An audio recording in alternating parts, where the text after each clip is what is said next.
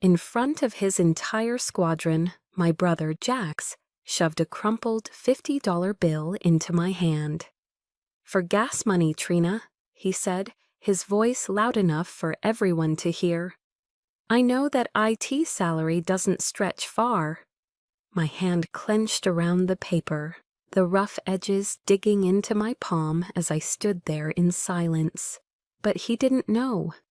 My signature on a classified document just last night was the only reason his plane was even safe to fly today. My name is Trina York, and at 39 years old, I've learned that some worlds are not meant to overlap. Tonight, I was standing in one I didn't belong to. The officers' club at Andrews Air Force Base always smelled the same. A heady mix of old leather from the wingback chairs, expensive bourbon, and the confident, booming laughter of men who believed they owned the sky. It was a world of polished oak, brass fixtures, and dark blue A-class uniforms adorned with silver wings. It was my brother's world, and I was just a visitor, an anomaly in a simple navy blue dress that felt a universe away from the decorated uniforms surrounding me. I stood near a tall window, watching the runway lights blink in the twilight, a silent observer on the edge of their universe. A voice cut through the noise, sharp and commanding. "Trina, over here." It was my brother, Major Jax York, the center of gravity in any room he entered. He was holding court near the bar, his F-22 pilot swagger on full display. He beckoned me with a grand gesture, and a path cleared for me as if by royal decree. I felt a dozen pairs of eyes on me, curious and dismissive. I walked toward him, my sensible heels sinking into the thick carpet, each step a reluctant concession. He threw an arm around my shoulders. It wasn't an embrace, it was an act of possession, a casual claim. "Guys, this is my big sister, Trina," he announced to his squadron. He then leaned in, his voice a stage whisper meant for everyone to hear. "She's the brains in the family, does all that computer stuff." A few of his friends chuckled, a low, knowing sound. Then it happened. Jax reached into the pocket of his perfectly pressed trousers and pulled out a crumpled $50 bill. He pressed it into my palm, his fingers closing mine around it. "For gas money, Trina," he said, his smile a little too wide, a little too condescending. "I know that IT salary doesn't stretch far in Northern Virginia." My hand clenched around the bill. The paper was rough, worn, its creases digging into my skin like tiny razors. I could feel the heat rising in my cheeks, a tide of humiliation. I looked past Jax, at the faces of his friends. They weren't laughing out loud. It was worse. It was a collection of quiet smirks, of pitying glances exchanged over the rims of their glasses. They saw me exactly as he wanted them to. The poor, struggling older sister, the bookish spinster living off the scraps of a menial government job, a charity case at her own brother's celebration. My throat was tight, a knot of unspoken words. I wanted to scream. I wanted to throw the money back in his face. I wanted to tell them all what I really did. But my oath, the one I took with my hand on a Bible, wasn't just to the Constitution. It was an oath of silence, a silence that, in this moment, felt like a cage. So I just nodded, a single, small movement. It was all I could manage. My silence was my shield, but it was also their confirmation. To them, it was acquiescence, an admission of my lesser place in the York family hierarchy. My father, Colonel Richard York, retired, stood a few feet away, nursing a glass of scotch. He caught my eye, and for a fleeting second, I saw not support, but a flicker of something that looked like embarrassment. He gave a slight, almost perceptible shake of his head, as if to say, "Just take it, Trina. Don't make a scene." He then turned back to his conversation, dismissing me, my humiliation, and my existence in one swift motion. The message was clear. I was an afterthought. Just then, I felt a faint, insistent vibration in my clutch. My secure pager.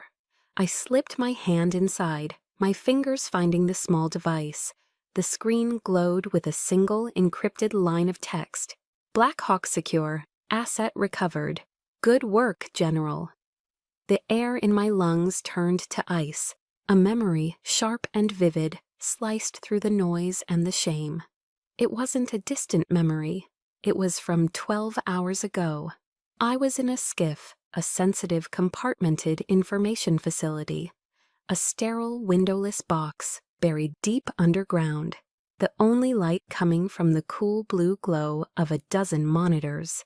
The air smelled of ozone and stale coffee. I was standing over a tactical map, my team watching me, waiting for the final call. The life of a captured CIA asset was on the line, and with him, the intelligence he carried, details of a planned surface-to-air missile attack, on this very base. On Andrews, it was my call, my decision alone. A gut-wrenching, high-stakes gamble based on fragmented data and a deep understanding of our enemy's cyber doctrine. I gave the order, a single word that unleashed a silent digital storm halfway across the world, neutralizing the threat and creating the window for the extraction team. Good work, General. The words on the small screen were a stark, brutal contrast to the scene in front of me. The men in this room, laughing and drinking, owed their lives to the computer stuff I did. My brother Jax, the celebrated hero, was alive to receive his award tonight, because his charity case sister, a brigadier general he didn't even know existed, had spent the night staring into the abyss to keep him safe. I looked down at the crumpled $50 bill in my hand. It suddenly felt impossibly heavy, a profane token for the lives I had protected. It was the price of their ignorance, the cost of my silence. And as I stood there, invisible in plain sight, I felt something shift inside me. The humiliation was still there, but beneath it, a new layer was forming, hard, cold, resolute. This paper, this insult, it wasn't the first. It was just the newest scar on a very old map. The $50 bill in my clutch felt less like paper and more like a stone. My final words from the last chapter, spoken only in my mind, echoed as I walked away from the bar. This insult. It wasn't the first. It was just the newest scar on a very old map. I made my way toward the main auditorium, my path taking me down a long, quiet corridor lined with portraits. The Wall of Honor. Black and white photographs of stern-faced generals, their eyes seeming to follow me, their chests heavy with medals earned in wars I'd only read about in history books. Each face was a testament to a certain kind of valor, a loud, visible courage. My kind of courage was silent, buried under layers of classification. I paused in front of a portrait of a World War II general, his gaze distant. The polished glass reflected my own face, and for a moment, I wasn't a 39-year-old woman, but a 15-year-old girl, standing in the warm, pine-scented living room of our house in Alexandria on Christmas morning. That was the first deep cut on the map. The air was filled with the scent of Mom's gingerbread cookies and the crackle of the fireplace. Jax, who was 12 then, let out a whoop of joy as he tore the wrapping paper off a massive box. Inside was a meticulously detailed, die-cast model of an F-15 Eagle, the same jet my father flew. It was an expensive, almost professional-grade collector's item. Dad knelt beside him, his face beaming with a pride I had rarely seen directed at me. "That's a real warrior's plane, son," he'd said, ruffling Jax's hair. My gift came next. I had just won the Virginia State Science Fair for a program I'd written, a rudimentary encryption algorithm. My present was a paperback romance novel, its cover featuring a Fabio-esque man with flowing hair. My mother, Eleanor, smiled and patted my head. "Live a little, Trina," she'd urged gently. "Don't just stare at a screen all day." I'd looked at my father, hoping for a word of praise for my achievement. Instead, his eyes held a familiar, resigned disappointment. He wanted 2 sons, 2 pilots, he had 1, and a daughter he considered a strange, intellectual puzzle he had no interest in solving. That was the day I understood. My world of logic and code would never be as valuable as Jax's world of speed and glory.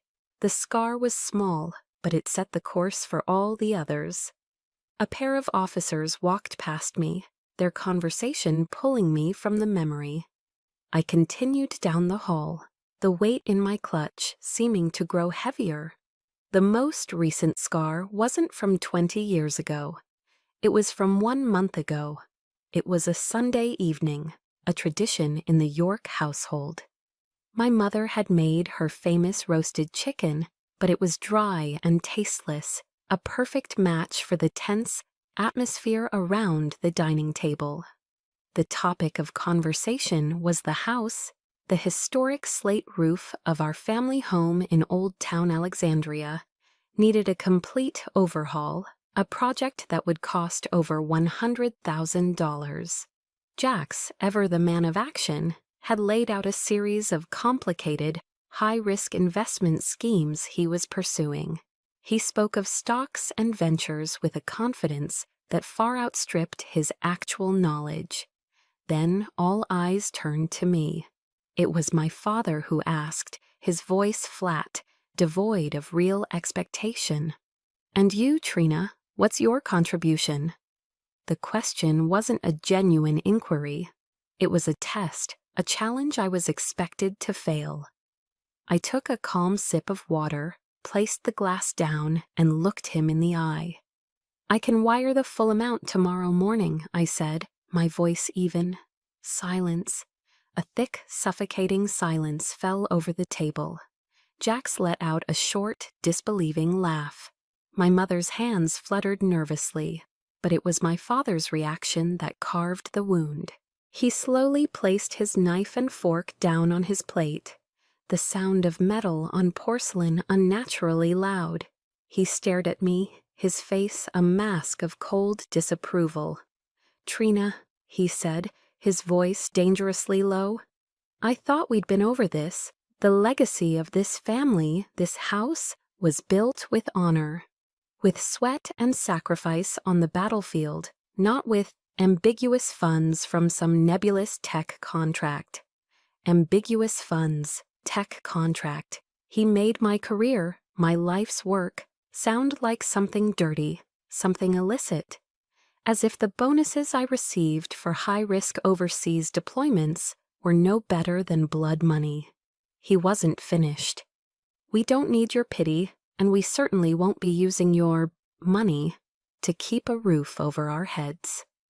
The words hung in the air, more brutal than any physical blow. He hadn't just rejected my help. He had rejected me. He had spat on my success, delegitimized my sacrifices, and deemed my contribution worthless, all because it didn't come with a flight suit and a call sign. My mother quickly tried to change the subject, asking about the weather, but the damage was done. Something fundamental inside me had shattered. I blinked, and the face of the general in the portrait came back into focus. I was back in the corridor at Andrews, the muffled sounds of the reception filtering in. At West Point, they'd taught us about silent duty, the idea that the greatest service is often the one that goes unrecognized. For years, I had held that idea like a shield, a justification for the loneliness and the lack of understanding from my own family. but standing there with the fresh sting of my father's words and the memory of my brother's $50 insult, I realized the flaw in that logic. Silent duty was about serving your country without expecting its praise. It wasn't about letting your own family erase you. I looked down the hall at the rows upon rows of men who had fought their battles in the open. But what about a battle fought in the shadows, in the silence? What do you do when the war isn't against a foreign enemy, but against the quiet contempt of the people who are supposed to love you most? Do you surrender to their narrative, or do you find a new way to fight? The question I'd asked myself in the hallway still hung in the air, a silent challenge. Do you surrender, or do you find a new way to fight? Surrender was not in my vocabulary. It wasn't in my training.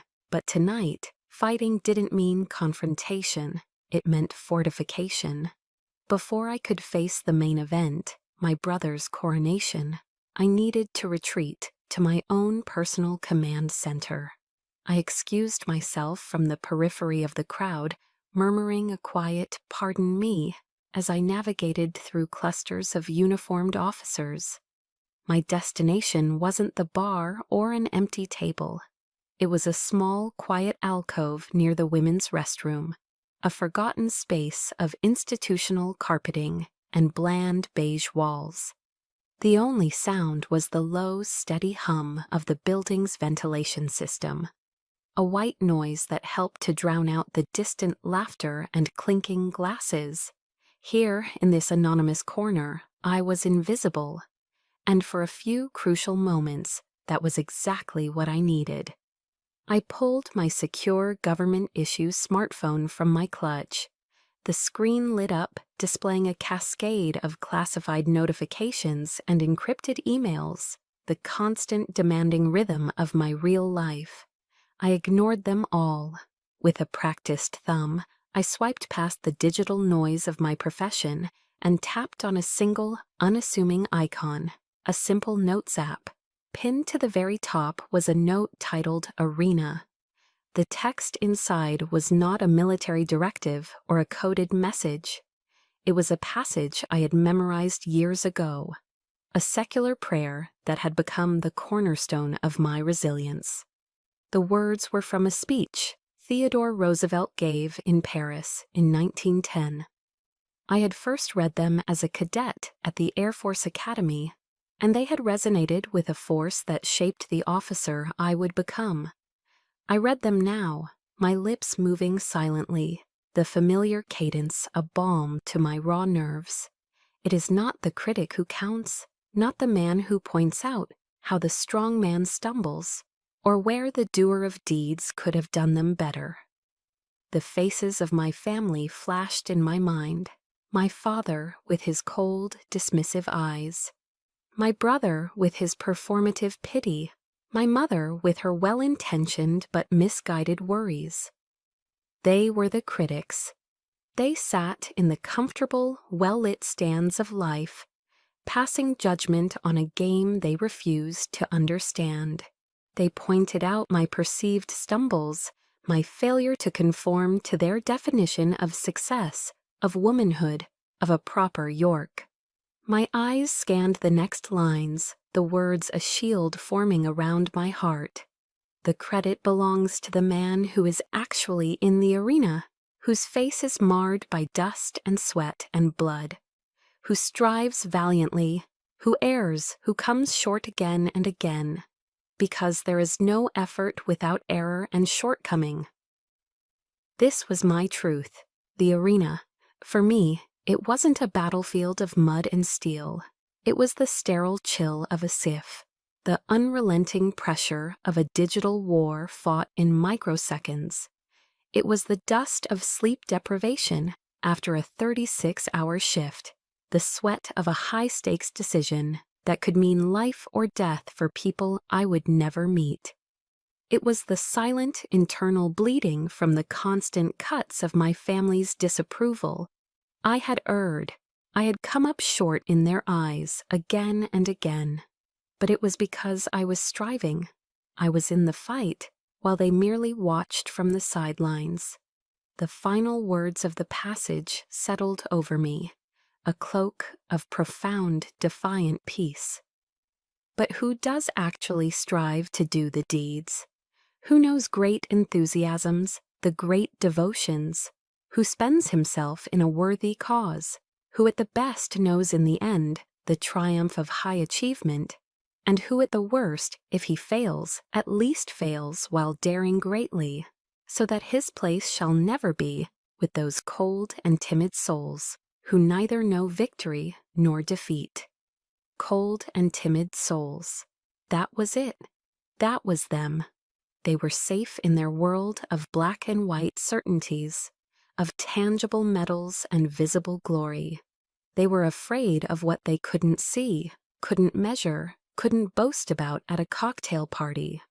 Their contempt for my work wasn't about me, it was about their own fear. They didn't know victory or defeat in the arena I inhabited. They only knew how to critique the warrior. A deep breath. I filled my lungs, and as I exhaled, I let go of the sting of their judgment. Their opinions were just noise. The $50 bill in my purse was just paper. The pain I felt was not a sign of my weakness, but the price of my courage. It was the cost of daring greatly. I locked my phone and slipped it back into my clutch. I stood up a little straighter, my posture shifting from that of a guest to that of a general. I smoothed down my simple dress, a silent act of rearming myself. I lifted my chin. My eyes were clear. The weary, wounded daughter had been dismissed. In her place stood Brigadier General Trina York of the United States Air Force. I was a soldier, and I was walking back into the arena. The battle wasn't over. It was just beginning.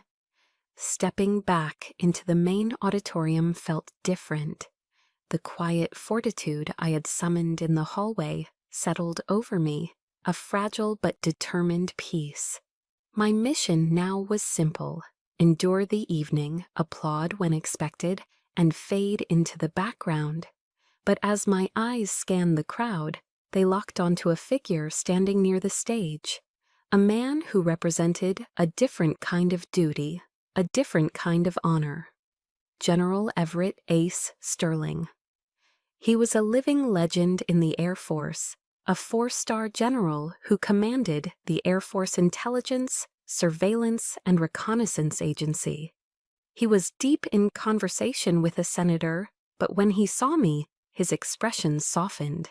He gave a slight, almost imperceptible nod, and then a subtle wave of his hand, beckoning me over. It wasn't a summons from a superior, but an invitation from a mentor, a friend. I walked towards him, my posture instinctively straightening, the years of training taking over. I felt like a young lieutenant all over again, reporting to my commanding officer. "General Sterling, Senator," I said, my voice steady. The senator smiled politely, but it was General Sterling who turned his full attention to me. He bypassed the senator and extended his hand. His handshake was firm, confident, and conveyed a warmth that went beyond professional courtesy. "Trina," he said, his voice a low rumble that cut through the ambient noise. "I just finished the after-action report on Black Hawk this morning. Incredible work."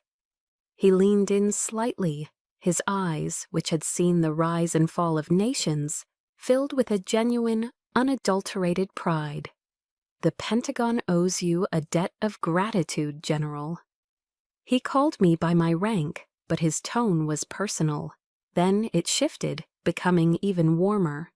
"Are you still carrying around that worn copy of Marcus Aurelius's Meditations?" he asked, a small smile playing on his lips. "I've always thought Stoic philosophy was practically required reading for our line of work." For a single breathtaking moment, the weight on my shoulders lifted. He saw me. He didn't just see the uniform I didn't wear tonight, or the rank I held in secret. He saw the person underneath, the quiet intellectual, the student of philosophy, the woman who found solace in the words of a Roman emperor. He saw all of me. A wave of gratitude washed over me, so potent it almost brought tears to my eyes. This was the validation I had craved my entire life, coming not from my own blood, but from a man who commanded legions. If only they could see me like this, a voice whispered in my heart. If only they knew. The moment shattered. Trina. Jax's voice was sharp, impatient, slicing through the warm bubble of our conversation. He appeared at my side, moving with an entitled haste, not even acknowledging the senator. He draped a heavy arm over my shoulders, the gesture proprietary and dismissive. "Don't bother the general, sis," he said, his tone a patronizing mix of familiarity and command. He gave General Sterling a curt, dismissive nod, a gesture so disrespectful to a 4-star general it was almost comical. "Come on, let's go sit with the family. Mom's saving you a seat." He started to pull me away, his grip firm, as if I were a piece of luggage he was collecting. The humiliation was instantaneous and absolute. It wasn't just his rudeness. It was the public declaration that my conversation, my presence with a man of such stature, was an annoyance, an insignificant diversion from my real purpose. To be a silent spectator in his family tableau. He was treating a brigadier general like a bothersome child in front of her own commanding officer. I risked a glance back. General Sterling's polite smile had vanished. His face was placid, but his eyes were like chips of ice. He wasn't looking at me. His gaze was fixed, laser-focused, on my brother. It was an expression I knew well. It was the look of a commander assessing a tactical situation, identifying a point of weakness, a flaw in the system. It was cold, analytical, and utterly devoid of warmth. In that moment, he saw Jax not as a celebrated pilot, but as a problem, an obstacle. Jax, oblivious, continued to steer me toward the front rows where our family was seated. "Honestly, Trina," he muttered, loud enough for me to hear, "you can't just go up and talk to men like that. It's a bad look." I didn't answer. I couldn't. My throat was sealed tight with a fresh layer of outrage. He was lecturing me on decorum, on appearance, completely unaware of the universe of irony he was swimming in. He led me to an empty chair between my mother and father. Mom patted my hand. "There you are, dear. We were worried." My father simply grunted, his eyes fixed on the stage, already lost in the anticipation of his son's glory. I sat down, my body rigid, the warmth from General Sterling's praise now a distant, fading memory, replaced by the familiar, bitter cold of being misunderstood. The worst part was the sharp, poignant pain of that stolen moment. For 30 seconds, I had felt like a whole person. Now I was just a sister, a daughter, a placeholder in a chair, waiting for the real show to begin. I sat rigidly in my chair, a polite, vacant smile plastered on my face, as the master of ceremonies took the stage to introduce the next speaker, my brother. The room was buzzing with anticipation. My mother, sitting beside me, nervously smoothed a non-existent wrinkle on her dress, her pride almost palpable. My father sat on my other side, his posture ramrod straight, the very picture of a patriarch about to witness the validation of his legacy. I felt like a ghost at the feast, physically present, but emotionally a million miles away. The MC began to list Jax's accomplishments, a top graduate of the Air Force Academy, decorated for his service in multiple overseas deployments, a true American hero. The words faded into a dull drone as my mind, seeking refuge, pulled me back. Not far, just 1 month ago, The memory was so vivid, it felt more real than the stiff banquet chair I was sitting in. It was a Sunday evening in our family home in Alexandria. The air in the dining room was thick with the scent of my mother's rosemary roasted chicken and cinnamon apple pie, a cloying aroma of forced domestic bliss, the pretense of a happy family gathering. The real reason for the dinner was the roof. The slate tiles on our ancestral home, a house that had been in the York family for generations, were failing. The repair estimate was a staggering $100,000. My father, Colonel Richard York, had announced it with the gravity of a man declaring war. My brother, Jax, ever the showman, had launched into a monologue about his portfolio, his ventures into tech startups and real estate. All high-risk, high-reward schemes that sounded more like a fantasy than a financial plan. He spoke with bravado, painting himself as a maverick entrepreneur, a pilot who conquered the markets as easily as he conquered the skies. When he finished, a heavy silence fell. Then, my father's gaze shifted to me. It was a look I knew well. It was the look of someone asking a question to which they already believed they knew the answer. "And you, Trina?" he asked, his tone carefully neutral. "What can you contribute?" The question was a formality, a trap. They expected me to say I could maybe help with a few thousand, that my little IT job couldn't possibly cover such a monumental expense. They expected me to be small so that Jax could appear large. I took a slow, deliberate sip of my iced tea. I met my father's gaze across the polished mahogany table. "I can wire the full amount tomorrow morning," I said. My voice didn't waver. It was a simple statement of fact. The reaction was immediate and profound. My mother gasped softly. Jax let out a bark of a laugh, a sound of pure, unadulterated disbelief. He looked at me as if I'd just announced I was flying to the moon. But it was my father's reaction that stopped my heart. He didn't raise his voice. He did something far worse. He slowly, deliberately, placed his fork and knife down on his plate, the crisp clink of silver on porcelain echoing in the sudden silence. He folded his hands on the table and leaned forward slightly. When he spoke, his voice was stripped of all warmth, as cold and hard as granite. "Trina." He said my name as if it were a foreign word he was tasting for the first time. I believed we had an understanding in this family.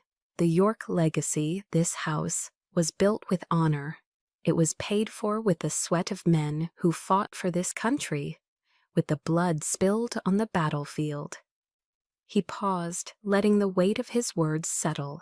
He looked at me, his eyes filled not with anger, but with a deep, unshakable disdain. It was not built with ambiguous funds from some nebulous tech contract. We do not need your pity, Trina, and we most certainly will not use your money to keep a roof over our heads. Your money. He said the words as if they were poison on his tongue. He had dismissed my entire life's work, my career, the dangerous deployments, and the immense responsibilities as nothing more than a series of shady back-alley deals. My success wasn't something to be proud of. It was something to be suspicious of, something without honor because it wasn't earned in a cockpit.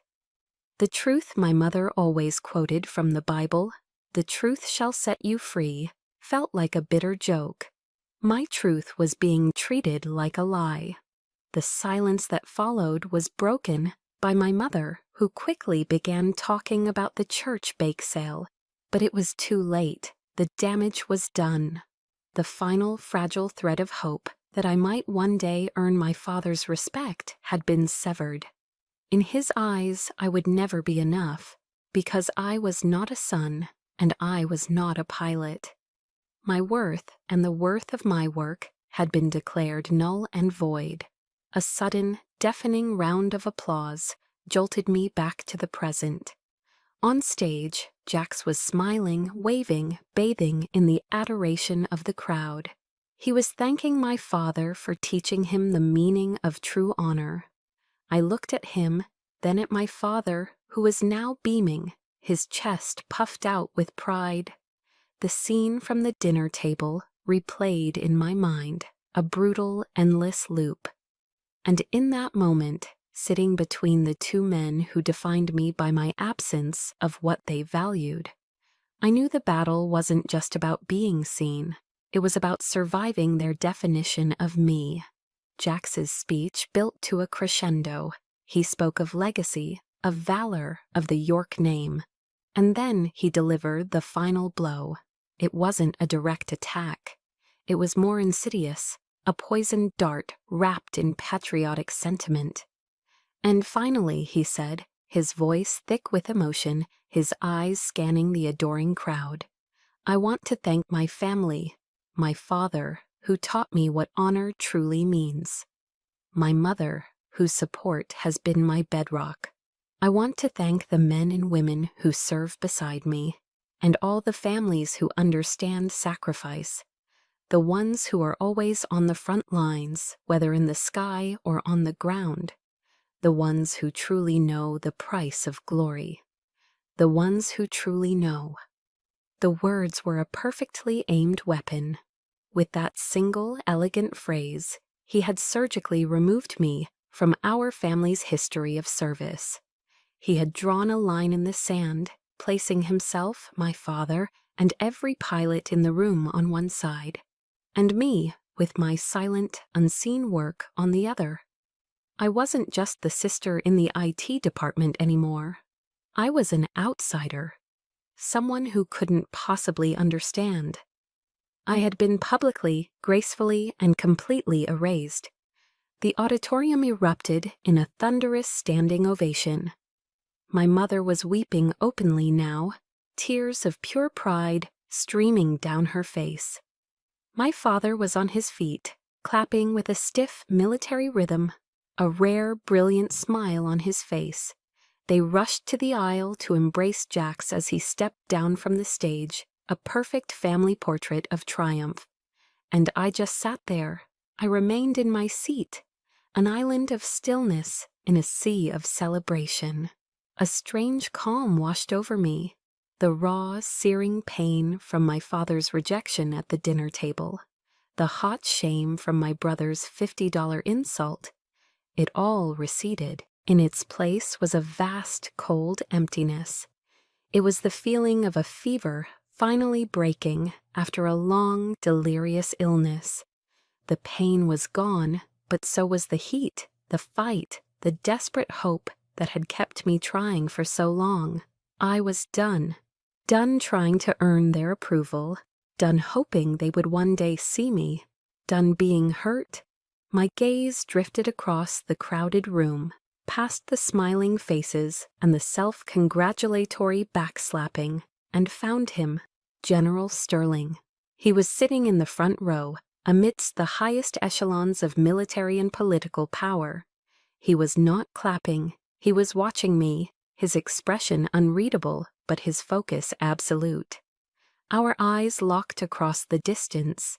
He held my gaze for a long moment, and then he gave the slightest of nods. It wasn't a gesture of comfort. It was a question, a silent professional inquiry from one commander to another. Is it time, General? I didn't nod back. I didn't have to. The decision had already been made, forged in the cold silence that followed my brother's final, dismissive words.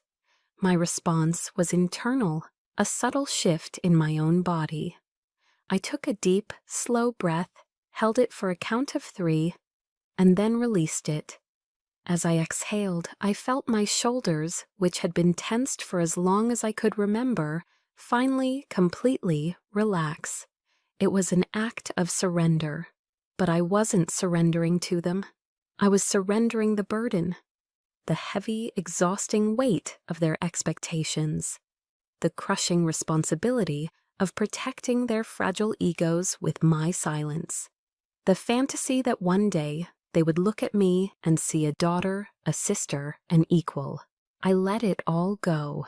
In that moment, a vow was formed, not in words, but in the quiet, resolute core of my being. This was no longer about revenge. Revenge was a hot, messy emotion, and I was done with heat. This was about correction. It was about balancing the scales. They had written their version of the story, a neat, heroic tale with me edited out. Tonight, the addendum would be read into the official record. The missing chapter was about to be declassified. And maybe you understand that feeling, that moment when you've been pushed so far that you don't break, you clarify. The point where silence is no longer a shield for your pain, but the loading of a weapon. Have you ever reached that limit? The one where you realize that allowing the truth to have its own voice isn't an act of aggression, but an act of profound self-preservation? My vow, made right then, was that I would no longer stand in the way of the truth. I was ready to let the story correct itself. The standing ovation for Jax finally began to subside, settling into a comfortable murmur of congratulations. My family was a tight, beaming knot of pride near the front of the stage, accepting handshakes and praise on Jax's behalf. I remained seated, a silent observer, feeling the cold resolution I had found in the hallway solidifying within me. The decision was made, the die was cast. Now all I could do was wait for the sequence to initiate. It began subtly. The master of ceremonies, a cheerful colonel from the public affairs office, walked back to the podium. His smile seemed a little strained now, his movements less fluid. He tapped the microphone, the sound a little too loud in the expectant room. "Ladies and gentlemen, if I could have your attention, please," he said, his voice holding a new, formal tone. "We have a brief, unscheduled addition to our program this evening." A ripple went through the room. Heads turned. The casual chatter died down. In a military ceremony, everything is scheduled, timed to the second.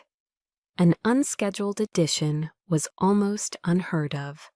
At this time, the MC continued, reading from a card that seemed to have materialized in his hand. "It is my distinct honor to introduce a special announcement from the Commander of the Air Force Intelligence, Surveillance and Reconnaissance Agency, General Everett Ace Sterling." The change in the room's atmosphere was immediate and electric. It was as if a low-pressure system had suddenly rolled in. The senior officers, the colonels and generals scattered throughout the audience, sat up straighter, their relaxed postures instantly replaced by parade ground correctness. My family, who had been basking in Jax's glow, paused mid-laugh. My father's smile faltered, replaced by a deep, questioning frown. He knew, as every officer in the room knew, that a 4-star ISR commander doesn't make unscheduled announcements at an awards dinner, unless it is a matter of grave importance. General Sterling moved toward the stage with an unhurried, deliberate grace that commanded attention. He didn't smile. His face was a mask of sober professionalism. He ascended the steps, shook the MC's hand, and stood at the podium. He adjusted the microphone, the small movement seeming to take an eternity.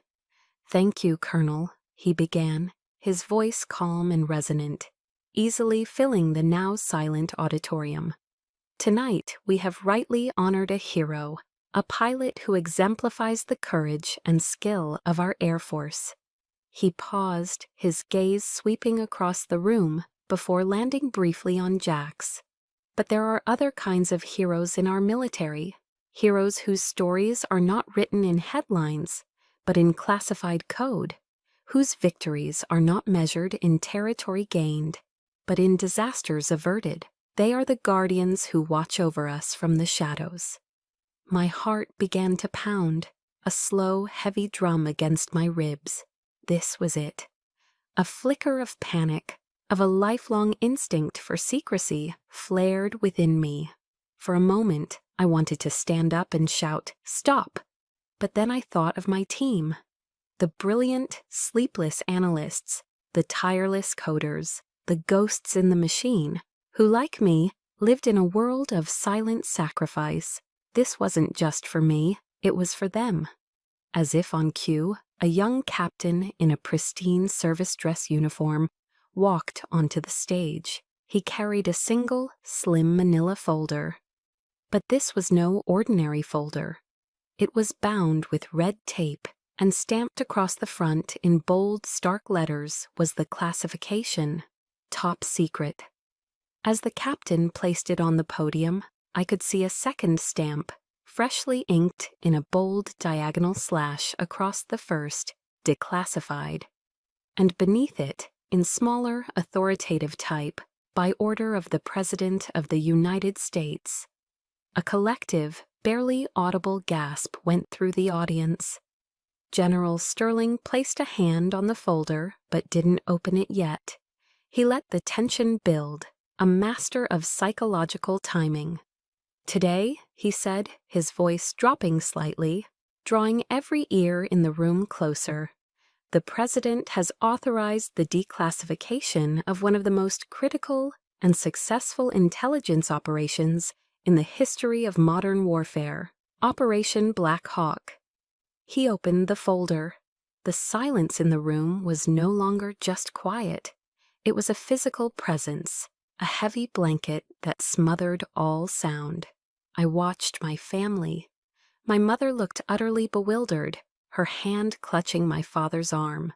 My father was leaning forward, his brow furrowed in intense concentration, trying to connect the dots. And Jax had a smirk on his face. A faint, arrogant curve of his lips. He thought this was some kind of preamble, some grand abstract speech about the nature of warfare before they got back to celebrating him. He had no idea. He didn't know that the storm, which had been gathering on a distant horizon for years, was not about to break. It had just made landfall, directly in his living room. General Sterling's voice resonated with historical gravity. He wasn't just giving a speech, he was testifying before history. He spoke of Operation Black Hawk, not in vague terms, but with chilling precision. He described a global terrorist network poised to unleash chaos, a plot so sophisticated it had eluded every other intelligence agency. Behind him, the large screen flickered to life. It didn't show faces. It showed something far more terrifying to those in the know. Cascading lines of malicious code, satellite maps with converging attack vectors, and intercepted communications that spoke of imminent catastrophic success. This network, the general stated, his voice like steel, was not defeated by bombs or bullets. It was dismantled from the inside out, in a silent, digital war fought across 3 continents.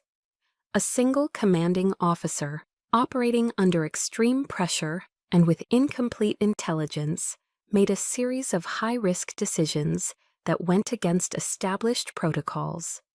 My breath caught in my throat. I could see the operation unfolding again in my mind's eye. The 3 a.m. calls, the gut-wrenching choices, the moment I overrode a direct recommendation from a senior analyst, trusting my own instinct. That officer's final, decisive command, Sterling continued, his gaze sweeping the room, not only neutralized the entire network without a single American casualty, but also led to the recovery of assets that prevented the downing of a military transport plane. It saved the lives of hundreds of American service members. The screen behind him changed. It now showed a single, stark image, the elegant silver and blue design of the Air Force Cross, the second highest military decoration that can be awarded to a member of the United States Air Force. A murmur went through the room, a sound of awe and disbelief. The Air Force Cross was a legend, a medal for heroism, so profound it bordered on the mythical. It was a pilot's medal, a warrior's medal. It was not a medal for someone who worked with computers. The world seemed to slow down. I could feel the collective gaze of the room beginning to shift. 1,000 points of curiosity, trying to find the subject of this incredible story. "The commander of Operation Black Hawk," General Sterling announced, his voice reaching its peak. "The youngest woman in the history of the United States Air Force to be promoted to the rank of Brigadier General in Air Force Intelligence is in this room with us tonight." He paused. The silence was absolute. It was a vacuum, pulling every ounce of air and sound from the vast auditorium. I watched my family. My mother's confusion had turned to a dawning, horrified understanding. My father's face was a rigid mask of disbelief, his mind, I knew, furiously trying and failing to process the words he was hearing. And Jack's, the arrogant smirk had long since vanished. His face was ashen, his jaw slack. He looked like a man who had just seen a ghost. General Sterling turned his body slightly, his gaze locking directly onto our table, onto me. "It is my profound honor," he declared, his voice booming with the weight of his office, "to invite to the stage Brigadier General Trina York." The name hit the room like a sonic boom. For a split second, there was nothing, just stunned, absolute silence. Then it began, not from my family, but from the front rows. A senator was the first to rise, then another general, then another. Within seconds, the entire auditorium was on its feet. The applause didn't just start, it exploded. It was a roar, a tidal wave of sound and respect that crashed over me, so powerful it felt like a physical force. I pushed my chair back and stood. My legs felt strangely steady. I walked the long path to the stage, each step measured and sure. I was no longer Trina, the awkward sister. I was General York, and I was answering a summons.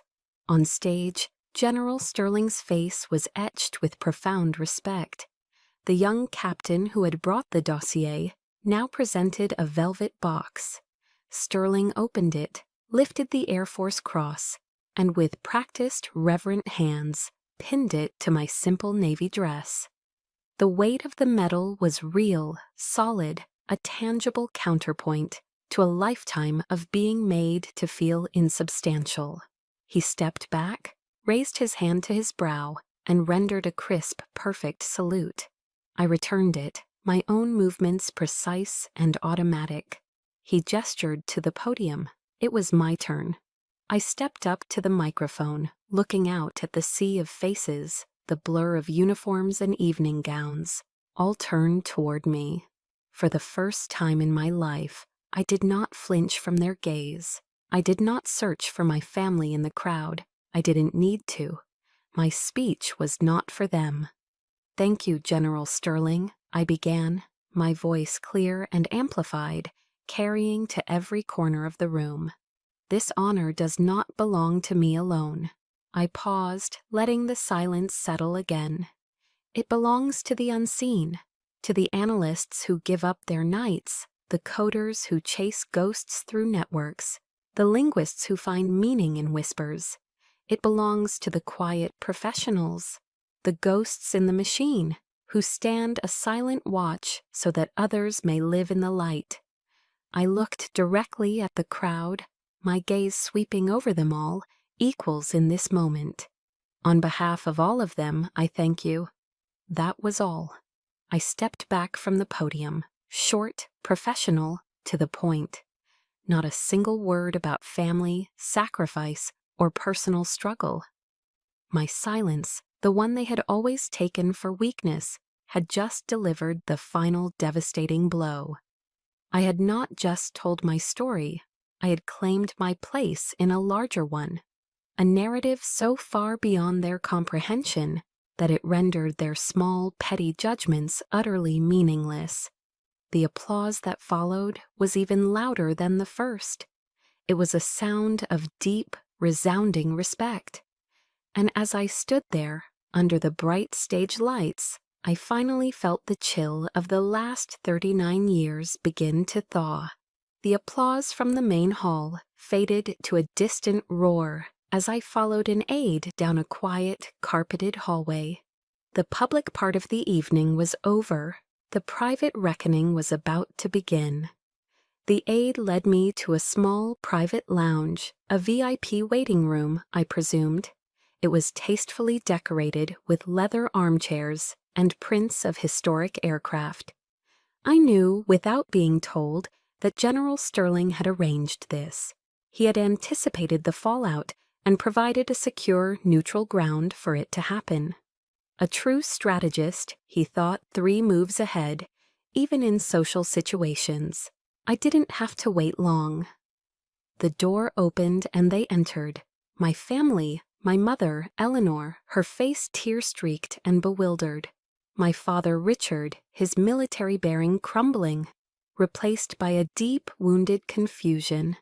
And Jax, my brother's face was a mask of raw, bruised ego, his complexion a mottled red of shame and fury.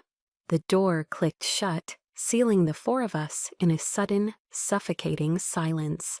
It was Jax who broke it, his voice explosive in the small space. "Why?" he snarled, taking a step toward me. "Why would you do that, Trina? You made me look like a complete fool in front of everyone. My squadron, my commanding officers, everyone." His anger, so predictable, so self-centered, didn't even register as a sting. It was just noise. Before I could answer, my father spoke, his voice trembling with a hurt that was, for the first time, genuine. "Trina, honey, why didn't you ever tell us? A general, the Air Force Cross. Why would you keep that from your mother and me?" I looked at them, truly looked at them, and a profound sadness washed over me. Even now, after everything, their first questions were about themselves. How it made him look, why they weren't told. My moment of recognition was still just a reflection in the mirror of their own feelings. The exhaustion I felt was immense, a bone-deep weariness from a lifetime of this. But with the exhaustion came clarity. "I didn't tell you," I began, my voice calm and measured, the voice of a briefer, not a daughter, "because I took an oath of secrecy, an oath that both of you, as military men, are supposed to understand better than anyone." I held my father's gaze. "It's the same reason you never discussed the details of your reconnaissance missions over Vietnam, Dad." I let that sink in before continuing. "And I didn't tell you because on the rare occasions I tried to share even the smallest unclassified part of my world, I was met with dismissal and contempt." I turned my full attention to Jax. His face was still a thundercloud of indignation. "You don't look like a fool because of me, Jax," I said, my voice devoid of heat. A simple statement of fact. "You look like a fool because of your own arrogance. Because for 20 years you never once in your asked a single, serious question about my life. You just assumed you knew. You created a caricature of me in your head, the boring, underpaid IT sister, and you treated me accordingly." His mouth opened, then closed. For the first time, he seemed to be at a loss for words. Then I faced my father. This was the hardest part. The anger was gone, and what remained was a vast, hollow ache. "And you, Dad," I said, my voice softening just a fraction. "You taught me about honor, but you only recognize the kind of honor you can see, the kind you can polish and hang on a wall. I tried to help this family. I tried to give you the most honorable thing I could offer, my support, earned through my service. And you threw it back in my face. You called it ambiguous funds. You implied it was dirty. I took a deep breath, the air in the room feeling thick and heavy. I have spent my entire life trying to earn your respect. I see now that it was an impossible mission. You don't respect what you don't understand. I looked from my father's shocked face to my brother's stunned silence, to my mother's silent tears. I no longer need your permission to be proud of who I am or what I do, I said, and the words felt like liberation. But from this day forward, I require your respect. It's not a request. It is a non-negotiable term of engagement. The silence that followed was different from the one before. It was not empty. It was filled with the wreckage of a lifetime of assumptions. The foundation of our family dynamic had been pulverized, and none of them knew how to stand on the new, uncertain ground. I didn't wait for a response. There was nothing more to say. The briefing was over.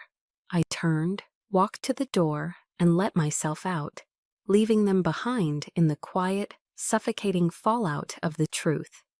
As the door clicked shut behind me, I didn't feel triumph. I didn't feel anger. I just felt quiet. The quiet of a battlefield after the battle is over, when the only thing left to do is survey the damage and begin the long walk home. 6 months passed. The chill of that night at the awards ceremony slowly thawed, replaced by the warm, golden hues of a Virginian autumn. The maple trees lining the streets of Old Town Alexandria were ablaze in brilliant shades of yellow and crimson. For the first time since the ceremony, I was back at my parents' house, not for a confrontation, but for a quiet Saturday afternoon. The first thing I noticed upon entering the living room was the mantelpiece. The heavy marble slab above the fireplace had always served as the York family's shrine to its own legacy. For as long as I could remember, it had been dominated by 2 photographs. A handsome, black and white portrait of my father, a young colonel in front of his F-15, and a dynamic color shot of Jax, grinning confidently beside his F-22 Raptor. They were icons of a specific kind of glory. But now there was a third. It was my official portrait. Brigadier General Trina York, in my formal service dress uniform, the silver star gleaming on my shoulder. The Air Force Cross was pinned neatly on my chest, its blue ribbon a stark contrast to the dark uniform. The frame was identical to the other 2. My picture wasn't placed off to the side, nor was it smaller or larger. It stood in the center, in a position of equal prominence. We were 3, not 2, a trinity of service. As I was taking it in, my father walked into the room. He saw me looking at the mantel. He didn't say anything at first. He just walked over, his steps slower than I remembered, and stood beside me. He reached out a hand, his fingers, gnarled from years of gripping a control stick, gently brushing against the glass of my picture frame. It was a fleeting, almost imperceptible touch, a silent acknowledgement, an apology, a peace offering. He cleared his throat, still not looking at me. "Your mother wants to know if you want your burger medium or medium well," he said gruffly. "Medium is fine, Dad," I replied, my voice softer than I expected. He simply nodded and walked out toward the backyard, but the weight of his small gesture remained. It was more eloquent than any speech he could have given. The air in the backyard was filled with the familiar, comforting smell of grilling burgers and freshly cut grass. My mother was fussing over a bowl of potato salad, and for the first time, her fussing didn't feel like a judgment, just motherly. The tension that had been a permanent resident in our family gatherings was gone. In its place was a quiet, slightly awkward effort. It wasn't perfect, it was real. I was sitting on the patio steps when Jax came over. He was holding 2 cold bottles of Sam Adams Boston Lager, condensation beading on the dark brown glass. He handed one to me without a word. We sat in silence for a moment, watching the smoke curl up from the grill. I read some of the declassified articles about Operation Black Hawk, he said finally, his voice low, his gaze fixed on the bottle in his hands. He wouldn't look at me. It was unbelievable, Trina, what you did. He took a long swallow of his beer. I waited, knowing there was more. He turned to me then, and for the first time I saw not the arrogant fighter pilot, but just my little brother. His eyes were filled with a shame that was real and deep. "I'm sorry," he said, the words barely a whisper. "For everything. For the $50. For all of it. I was a jerk. A jealous, arrogant jerk." 2 words. I had waited a lifetime to hear them, and now that they were here, they didn't bring a sense of victory. They brought a sense of peace, a quiet closing of a wound. I managed a small smile. "I know," I said. He let out a breath he seemed to have been holding for 6 months. He raised his bottle. "To you," he said. I raised mine to meet it, the clink of glass a small, clear note in the autumn air. "To us," I corrected gently. He smiled, a real smile this time. "Welcome home, General." "Welcome home, Major," I replied. We sat there sipping our beers as the sun began to set, painting the sky in shades of orange and purple. The scars were still there, I knew. They always would be. They were part of the map of who we were.